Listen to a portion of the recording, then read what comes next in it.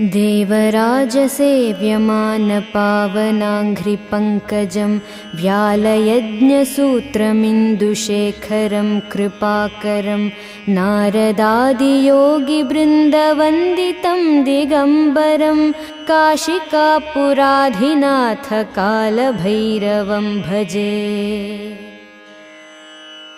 भानुकोटिभास्वरं भवाब्धितारकं परं नीलकण्ठमीप्सितार्थदायकं त्रिलोचनं कालकालमम्बुजाक्षमक्षशूलमक्षरं काशिकापुराधिनाथकालभैरवं भजे।